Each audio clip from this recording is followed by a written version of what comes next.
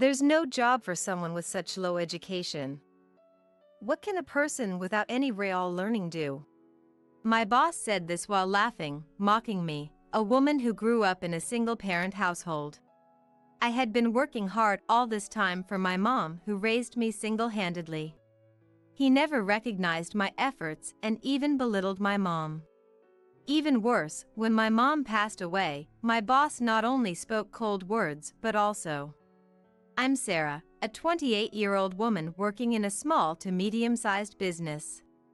Raised in a single-parent household, I joined the company right after high school as a part-timer and am now working as a full-time employee. The company I work for is of considerable size despite being a small to medium-sized enterprise, with a significant number of employees. Initially, I started working part-time but have fought hard, almost as if my life depended on it. Thanks to that effort, I was recognized by my boss, and I managed to become a full-time employee in my third year. After becoming a full-time employee, I continued to work hard, just like when I was part-time, not wanting to disappoint those who believed in me. By the time I was 25, I was given more responsible tasks compared to my peers of the same age, and I was gaining trust from the company.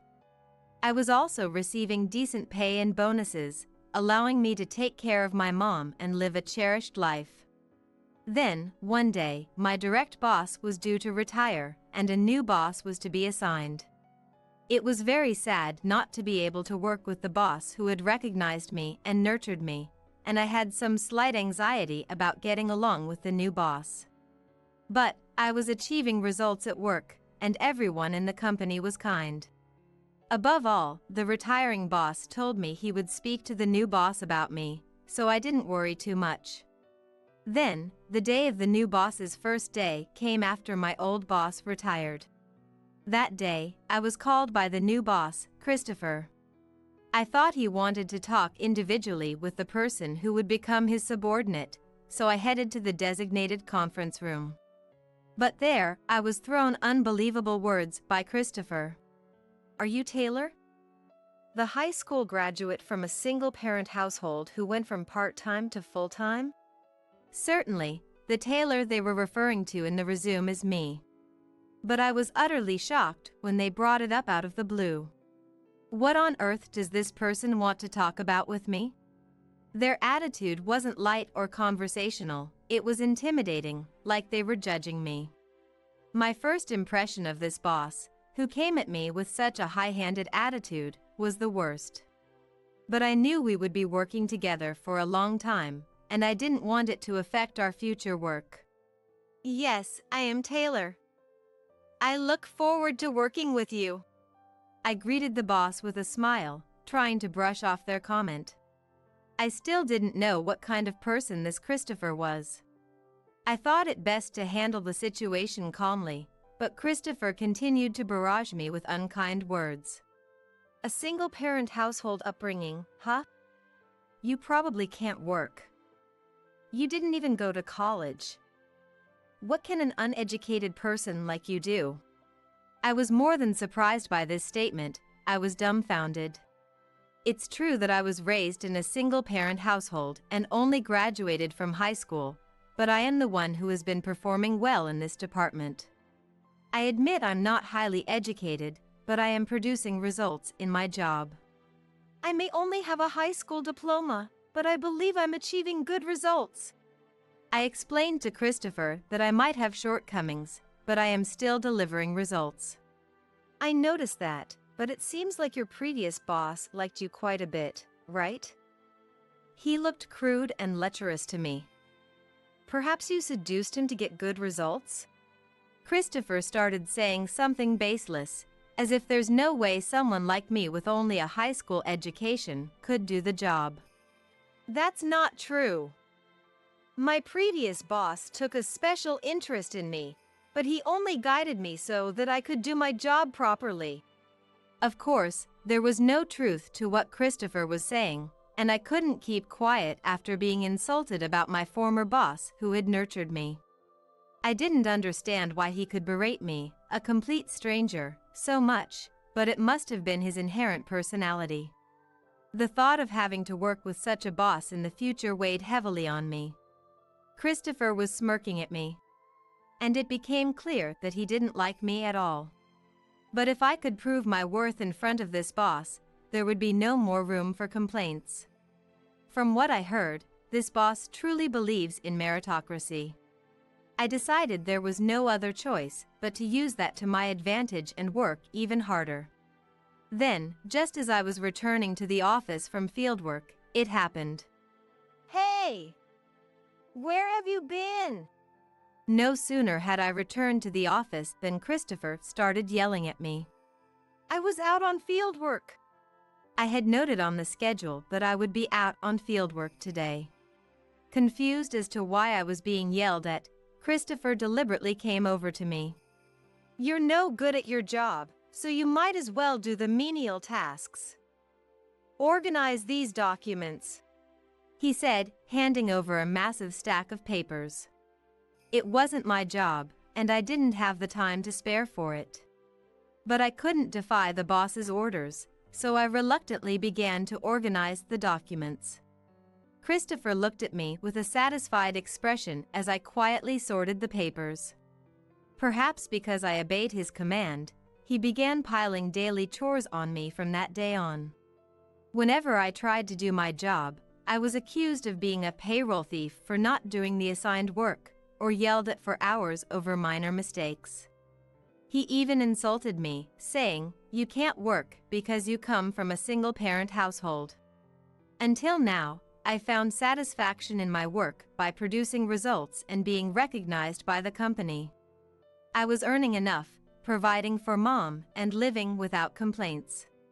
But now, I feel stress every single day.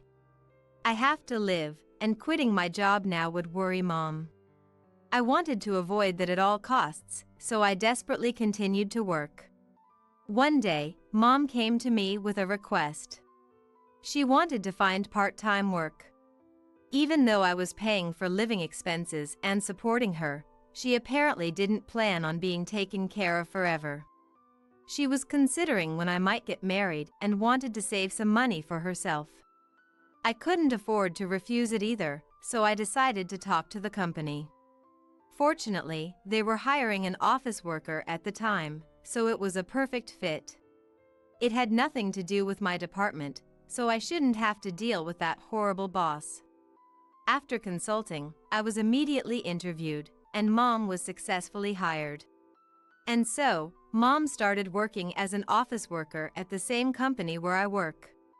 Mom was happy with the comfortable workplace, saying that going to work every day was enjoyable. But a week after Mom started working, I was called by Christopher. Your mom got hired as an office worker? That short woman? Is she the one who raised you as an uneducated idiot? Christopher always looks at me with a nasty expression, making fun of Mom too. I didn't know why he knew about Mom, who had taken an office job without speaking to him, but my stress more than doubled. It was more unbearable to have Mom spoken ill of than myself. Above all, I was worried and restless, wondering if Christopher would say something directly to Mom. I didn't want to make Mom feel bad. However, contrary to my worries, everything seemed to be going smoothly with Mom. As I had feared, Christopher occasionally came to make snide comments, but Mom is a strong woman who raised me all by herself. It seems that such things don't bother her at all. It's like a child's insult. Mom laughed. I was relieved by Mom's strength, as she didn't seem to care about Christopher at all. Even after that, Mom didn't pay any attention to Christopher and enjoyed working in her new environment. Then one day, something happened. Mom collapsed and was rushed to the hospital by ambulance. Fortunately, her life was not in danger, but she had to be hospitalized for a while. Because of the sudden incident, I decided to take some time off from work to take care of Mom. However, when I told Christopher about it, he had an outrageous reaction. Huh? You plan to take time off for something so trivial? You must be taking your job lightly. Christopher, with an exaggerated sigh, made it clear that he would not allow any time off. I'll use the paid leave that I haven't used yet. After all, I'm the only one there for Mom. Permission for this leave had already been obtained from someone higher up than Christopher. They were more than willing to grant me the time off, especially since I had seldom taken any before. But no matter how I explained it, Christopher would not be convinced. It's not about that. Just leave an old woman whose life is short anyway. I was thrown a thoughtless comment, and I could feel my blood rushing to my head. Why would he say something like that when I'm telling him Mom has collapsed? I've endured everything he said until now, but I finally reached my breaking point. I can't work under such a person anymore. Once I thought that, I couldn't hold myself back. I knew it might be a hassle for others, but since Christopher came, all I was assigned was menial tasks. Having lost all motivation and given up, I immediately told Christopher that I was quitting. His reaction was one of surprise, as he said, "You don't have to go that far," trying to stop me. He must have been afraid it would become an issue that he caused me to quit. But, of course, my feelings didn't change. I had enough savings, and I could live on that for a while. Ignoring Christopher, I quit my job on the spot and devoted myself to taking care of Mom. Eventually, things settled down with Mom's care, and I decided to re-enter the workforce.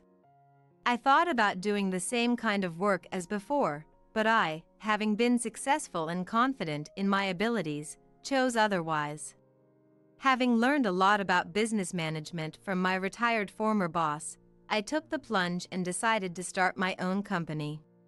I wanted to tell Mom after things had settled down, so I struck out on my own. About a year passed, and the company was beginning to stabilize. Suddenly, Mom's condition worsened, and she had to be hospitalized again. I was caught between taking care of Mom and running my business, but I managed to handle both without taking any time for myself. Thanks to that effort, another year went by, and the company was on a solid track, reassuring me of its stability. Although Mom's condition hadn't improved, I wanted to ease her mind, so I was thinking about telling her soon. But then, Mom passed away. It was a truly sudden event, and it didn't feel real. But the sad truth was that Mom had undeniably passed away. Being an only child, I had no other family, so I had to prepare to say goodbye to Mom without time to grieve. Holding back tears, I proceeded with various arrangements. Although I hadn't worked as a clerk for very long, many people who had been friendly with Mom at the company where I worked were willing to attend her funeral. Maybe it was because of Mom's personality, but they wanted to be there. And on the day of the funeral, more people attended than I had expected. It must have been due to Mom's popularity. Despite the pain of losing Mom, I was filled with pride knowing that so many people had come out for her. However, just as the funeral was about to end, the sight of one particular attendee caught my eye. "Long time no see. So that old woman finally kicked the bucket, huh?" I couldn't believe my eyes when I saw the infuriating figure of Christopher standing there. Though he may have had some interaction with Mom, I had no recollection of inviting this man to the funeral. No matter what, I would never invite someone like him to Mom's funeral. My old boss was smirking at my stunned expression. The very same face he made when he belittled our single-parent household. Those unpleasant memories came flooding back. I could do nothing but glare at Christopher's face. Christopher approached me, handing me a bunch of flowers. "Here, some flowers." She might have been the sort of woman who couldn't provide her daughter with a proper education, but at least I can do this much. How could he act like this at someone's funeral? I almost yelled out loud in anger, but I clenched my emotions. I didn't want to ruin Mom's funeral or inconvenience the other mourners. I accepted the flowers in silence. But, unbelievably, the flowers looked like something he had picked up off the street. Had this man come all this way just to pull off such a nasty trick? As Christopher saw my face, he grinned even more maliciously. That moment, my suppressed emotions came out. I couldn't stay silent after having my precious mom ridiculed so much. This is how you feel about me, then? I understand. In that case, I'll have to call off our business deal with your company. Christopher stared blankly at me as I said this. Huh? Deal? What are you talking about? My foolish former boss looked clueless, not understanding what I meant. So I explained to him, politely, the meaning behind the words I had just uttered. So this is a matter of business with my company. I've been asked by my colleagues and seniors in the sales department to sign quite a lot of contracts, but I want to terminate all of those contracts. I want to rethink our relationship with a company that has someone like you, I declared. At first, my former boss didn't believe me, but the next day he sent a written notice to Christopher's company. Christopher, upon seeing it, looked quite pale.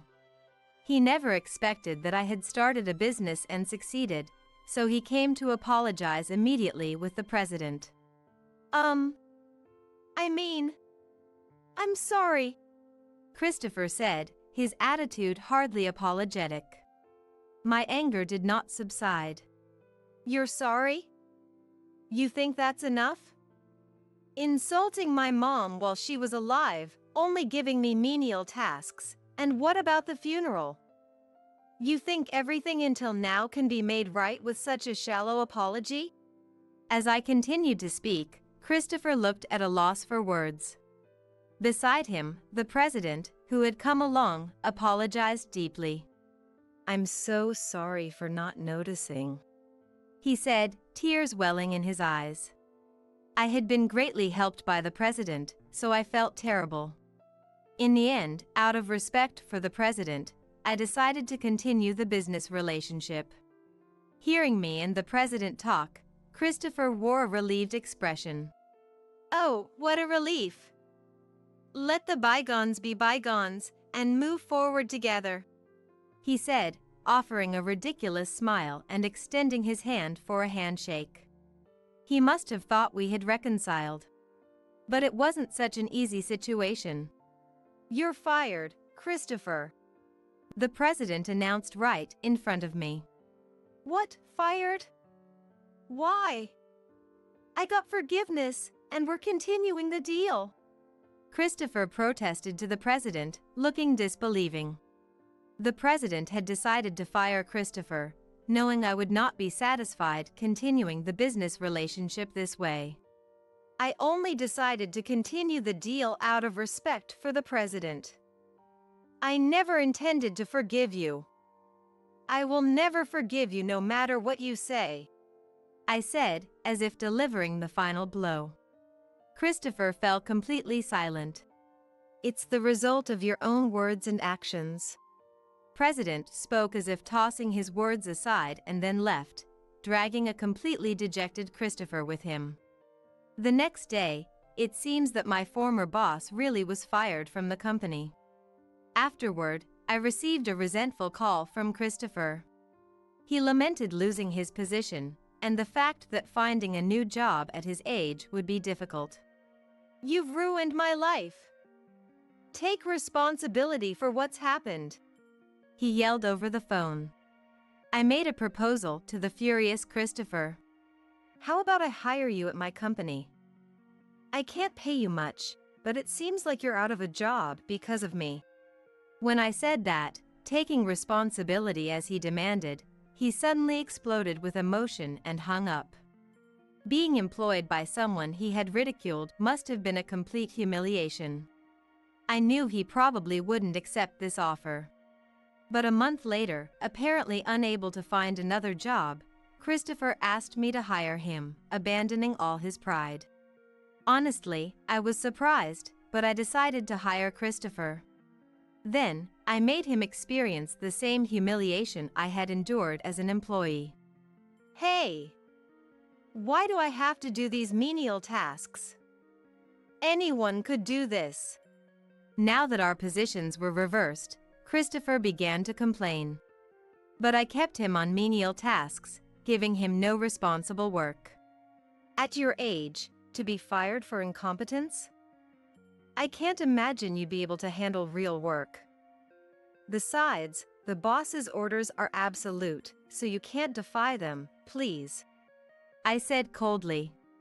Christopher looked downcast. He looked entirely different from the arrogant person he was at his previous workplace, and his appearance was extremely shameful. Soon after, Christopher quit the company. He probably couldn't endure the humiliating treatment from me, but it was all something he had done to me. Doing to others what you hate being done to yourself is just nonsensical. Not understanding such a simple thing eventually leads to a difficult situation where everything is lost. By the way, my company is still growing steadily and doing reasonably well. Persistent effort will surely bring results, and without it, only modest success will follow. Whether you end up like Christopher or not is truly up to you, I believe. Come see the baby with him. You must be frustrated being single. With a triumphant smile, my best friend Christina said. It was the same expression she had 2 years ago. Christina and I, who were colleagues at the company, were thought to be best friends by those around us. In fact, I thought so too. But to Christina, I was just someone to be used. Christina stole Daniel, my fiancé, and left the company boasting about it. Left behind, I quietly thought to myself, I won't forgive Christina or Daniel, who abandoned me. The moment for revenge seems to have finally arrived. I narrowed my eyes and stared at Christina. My name is Kimberly, 27 years old. Having graduated from a decent university, I was able to get a job at a fairly large company. There, I fell in love with Daniel and got engaged after 1.5 years of dating. Daniel was older than me and was good at his job. He was popular among the women in the office, and I was filled with pride back then. But what was strongest wasn't a sense of superiority, but the happiness of being able to marry Daniel. My best friend Christina also congratulated me. At that time, congratulations on your engagement, Kimberly. Thank you. I was so happy because I was crazy about Daniel. Daniel also smiled at Christina. Having friends to celebrate with, Kimberly, you have a talent for being likable. Not at all. I shook my head, not entirely displeased. That day, the 3 of us, Daniel, Christina, and I, who had finished work, were at my apartment. Christina and I were sitting across from each other at the table, so I could see her expression well. Christina seemed genuinely happy for me. How did Kimberly and Daniel end up together? I was the one who approached him. I even aggressively asked him out on dates. We went to various places for lunch and dinner together. It's fun to be together, and Kimberly is good at cooking too. Daniel was youthful in appearance and had a toned body. That alone made him a fiancé to boast about. Speaking of which, Kimberly, you suddenly started going to cooking classes. Oh no, don't say that. I was flustered. Christina was innocent, so she probably didn't mean any harm. But for me, it felt like my secret had been exposed. As I panicked, Daniel laughed. You went that far for me? I'm happy. Because I love Daniel. I blushed and looked down. Overwhelmed by the awkwardness, I stood up from my chair and fled to the kitchen. I'll get some drinks. Yeah, please do. Daniel waved his hand at me. I retreated into the kitchen and sighed. I was surprised. Christina has moments like that from time to time. She would tell others inconvenient things about someone with a smile. It was my fault for letting my guard down around her. With that thought, I opened the fridge. At that moment, laughter echoed. It was Daniel and Christina's. Really? Is that true? Yes, it is. Kimberly would bring her failed cooking attempts in a lunchbox to work every day.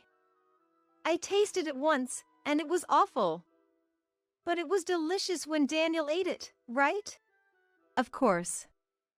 The presentation was beautiful too. You worked hard, Kimberly. Christina laughed as if she was impressed. I hurried back to them with a beer in hand. Christina, let's drop that topic, please. We're engaged after all. I thought this conversation was already had. Christina said, her smile fading from her face, as she pouted like a child. Look, Daniel, Kimberly is being tough on me. Christina. Just kidding. Saying that, Christina smiled again. I felt uneasy about Christina's attitude, as she never apologized until the end. Daniel's demeanor gradually became more sullen. I have a night shift today, so we can't meet, he said, and stopped coming to my apartment. At first, I thought it was inevitable because of work. But one day, while talking to Daniel's colleague, I learned a shocking truth. Daniel seems busy these days, doesn't he? Daniel? No, our department is slow right now, so there's no overtime. What? I was stunned. When I confronted Daniel on his way home, he looked awkwardly down. What's the meaning of lying? Sorry. Kimberly, wait. Christina had been listening in from some point, and was standing there. She stood not by me, but by Daniel, and took his arm. I was the one holding him back. I started going to cooking classes recently, inspired by Kimberly, and I had Daniel taste test and give me advice. Wait a minute. I couldn't comprehend what Christina was saying. Fueled by anger, I glared at Christina. Why are you copying me? And Daniel is my fiancé. It's strange to meet secretly, isn't it? There's nothing strange about it. Christina suddenly twisted her mouth. It was a creepy smile. I didn't know Christina could make such a face. It's not strange. If Kimberly had a chance, I think I have the right to try under the same conditions. Christina snuggled up to Daniel and smiled. He ended up liking me more than you. What? I looked at Daniel in disbelief. What was Christina talking about? It was a bad joke. Daniel, you're tired. You don't have to stick around Christina anymore. Sorry, Kimberly. Daniel whispered an apology. Before I could say anything more, he hugged Christina. Wait. I've always liked Christina. But you were always there, honestly getting in the way. But since you was so devoted, I thought about marrying you instead. What is that supposed to mean? Sorry, Kimberly. But that's how it is. Christina said with a triumphant look while still in Daniel's embrace. Thanks for your hard work until now. From now on, I, who truly love Daniel, will support him. Wait. That's not. I felt darkness closing in around me. Despair crept up from my feet. They quickly left. The next day, Daniel broke off our engagement and announced his new engagement with Christina at work. 2 years have passed since then. The whispers about Daniel disappeared with his promotion. I've continued to work, bearing both sympathy and ridicule from my colleagues, until today. Until I met that person. Huh? Isn't that Kimberly? Christina. I heard a voice I didn't want to hear. Looking across the street, she was walking towards me. Why did I have to run into her on a weekend afternoon? She was draped in branded bags and accessories. Given Daniel's current position, such luxury wasn't impossible. Kimberly, are you still living in that apartment? What do you want to know for? Just wondering. I thought I might visit again. Or maybe you could come to my place. Hey, that would be better, wouldn't it? She was presumptuous. I frowned and was about to leave, when Christina called out from behind. Come see the baby with him. You must be frustrated being single. Christina. I sighed and stopped. When I turned around, Christina was smiling. The triumphant look on his face was the same as it was 2 years ago. Fine. When should I come? The sooner, the better. How about tonight? You must be free, right? I'm not free, but I'll come anyway. Good. Christina smiled, her face contorting as if in a grimace. That night, I drove according to the map I received. Daniel and Christina's house came into view. It was a grand and tasteless house, just like Christina. I'm here, Christina. I've been waiting, Kimberly. How does it feel, the air of a married couple? It must be hard for single Kimberly, but bear with it. Don't worry about me, I said, cutting off Christina's chatter. Then, let me introduce my family. Christina's face froze in astonishment. Wait, isn't Kimberly single? I might not be wearing a ring, but I do wish she'd wear one, though. Matthew, standing beside me, chimed in. Matthew is my husband. Though he's been divorced, he values our marriage all the more for it. Christina, what are you doing? Oh, Daniel. Long time no see. I casually waved and greeted him. Daniel was taken aback. First by my appearance, and then, a moment later, by Matthew's presence. The president? What? Hearing Daniel's voice, Christina also became flustered. Ignoring them both, Matthew laughed. Nice to meet you. I'm Matthew, Kimberly's husband. And this is our daughter, Brittany. Pleased to meet you. Brittany greeted them. She's turning 9 this year. Despite her age, she's composed and mature. What do you think of my family, Christina? What do you mean, what? Why? Christina screamed, her face turning red.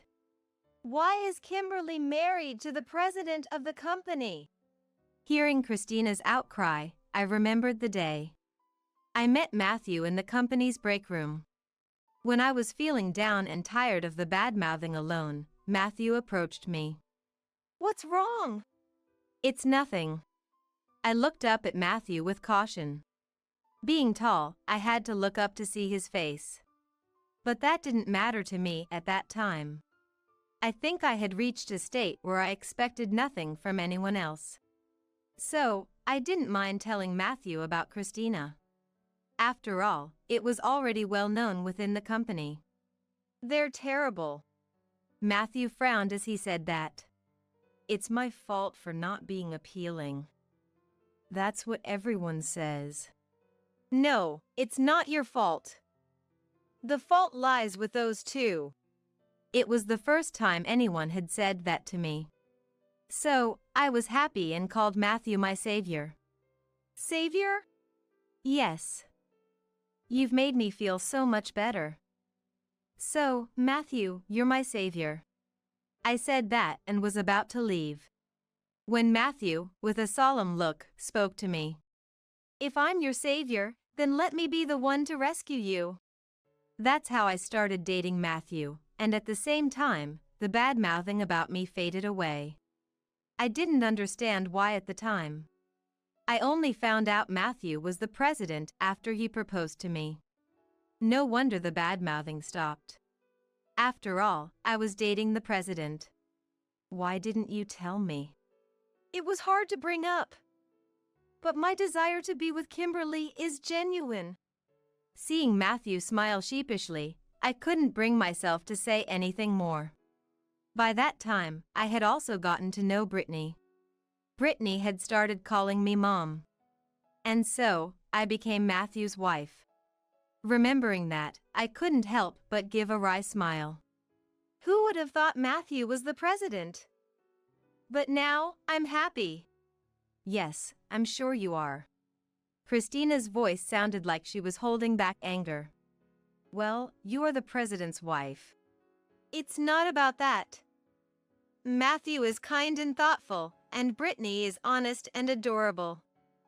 I'm happy because I got to become a family with them. So, you came here to show off. That's in poor taste, Kimberly. I was appalled by Daniel's misplaced remark. I didn't come here on my own. Christina was the one who insisted. You know she won't take no for an answer. I just went along with it. Is that true, Christina? Well, Christina's face looked like she was about to cry.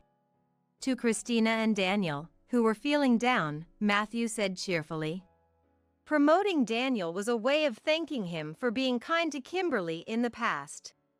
Yes. But that ends today. From now on, I'll be the one make her happy. Daniel, you're going back to being a regular employee. What? Daniel let out a scream. Naturally. He must have bought a house based on his current income. But losing his position now would mean a significant drop in income. You can't be serious, Christina shouted. Just because you're the president doesn't make this right. We have a baby to think about. You two both can work, that should be enough to get by. I stated the obvious. Though, you might have to say goodbye to those branded goods. Kimberly, you're the worst. Christina was wailing. Daniel started to placate her as if he had resigned himself to his fate. I turned to Brittany with a smile. Brittany, would you go back to the car? This isn't something I want you to see. Okay. Brittany nodded and headed back to the car. Shall we head back too? Yes, let's. I started walking away with Matthew. Christina's crying could still be heard. The news about Daniel being demoted to a regular employee became a topic of gossip within the company. It's not like Daniel was exceptionally talented. I want to place someone more competent in Daniel's position. Matthew said this and then looked at me. What do you think? Kimberly, would you like to give it a try? Me? No way. Really? But I believe you're diligent, and I trust you'll meet my expectations. Thank you, Matthew. I wanted to meet Matthew's expectations, despite my apprehensions. So I accepted the position. My world changed overnight. Colleagues who used to badmouth me were now anxious to see how I'd react. Please take care of this. All this work, by myself? Daniel let out a cry at my instructions. But he got to work even before I could say anything more. Daniel was desperate to get promoted again. Though Matthew said there was little hope for that. Why has it come to this? Focus on your work instead of complaining. Christina had also returned to work. Christina seemed to be financially cornered. The colleagues' response to her was cold. Everyone was aware of the friction between Daniel and me, and it was clear that I was the victor in this battle. There was no longer anyone in the company who dared to oppose me. One day, during a break, Christina approached me. Usually eating lunch alone, she spoke awkwardly. Kimberly, please. Forgive us. We can't take it anymore. Daniel's salary has decreased, and we've had to give up our house and everything. There's nothing to forgive. I sighed in exasperation. Christina looked plain, almost like a different person. Though she wore makeup, it couldn't hide her pallor. Her hair was unkempt, showing a lack of care. This was Matthew's decision. I was promoted for my work, and Daniel returned to his original position. That's all there is to it. But you have the title of being the president's wife. Christina raised her voice. I shrugged in response. With Matthew's income, I don't need to work. But I continue because I find fulfillment in my job. Don't act so high and mighty. Calm down, Christina. I looked around. Christina followed my gaze. Other employees were watching us from a distance. She seemed to shrink, realizing that causing a scene would only worsen her situation. On another day, Daniel also approached me. He too pleaded for his position to be reinstated. Don't you think it's terrible to be given menial tasks by people who were once your subordinates? They seem to enjoy piling work on me. That's tough. I offered a sympathetic response, though it felt detached. I once had feelings for Daniel. We were engaged once. It was undeniable that some residual feelings stirred within me. But that was all there was to it. Now, I am Matthew's wife. I love him, and I think of Brittany as my own daughter. There was no love left for Daniel. Keep up the good work. You even have a child with Christina. Christina always cuts corners with meals. I feel sorry for the kid. I regret it. I should have married Kimberly instead. If only you had what? I looked at Daniel with a chilly gaze. I had thought he was a kind man.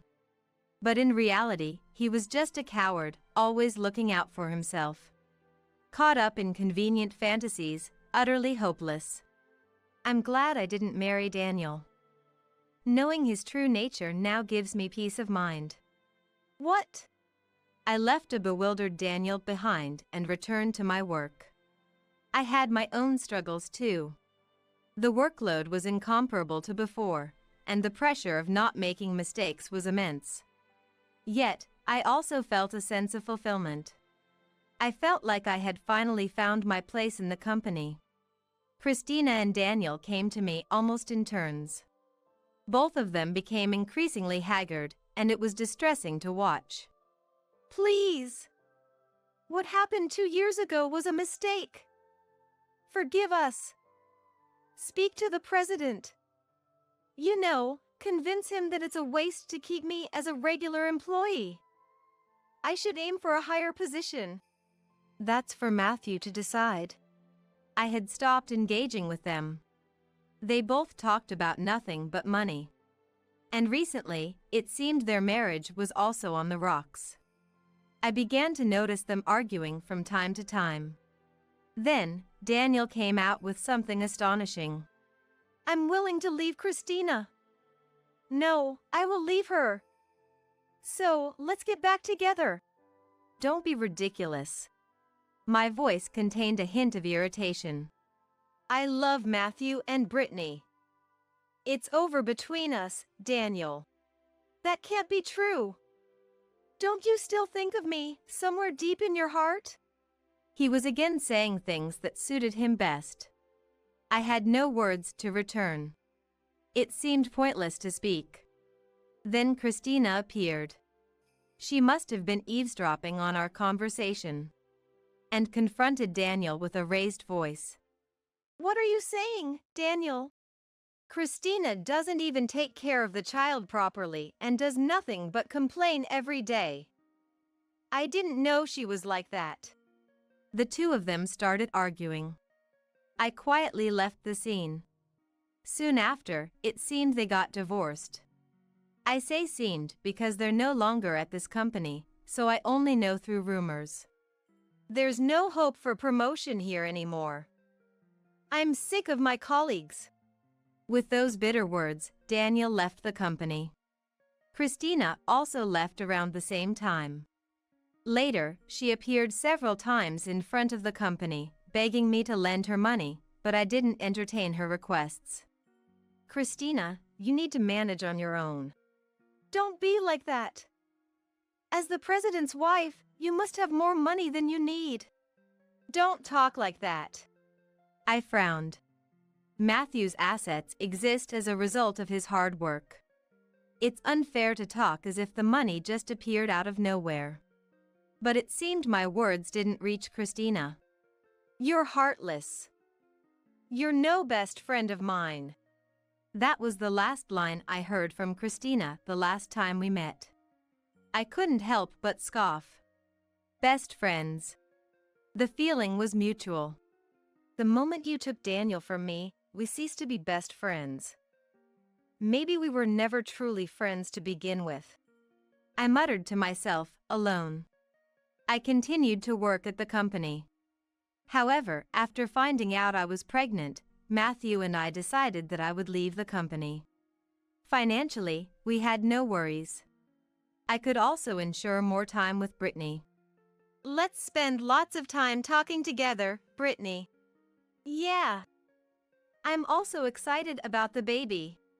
Brittany smiled as she gently touched my growing belly. Matthew watched us with a fond smile. Brittany has a little brother. His name is Andrew.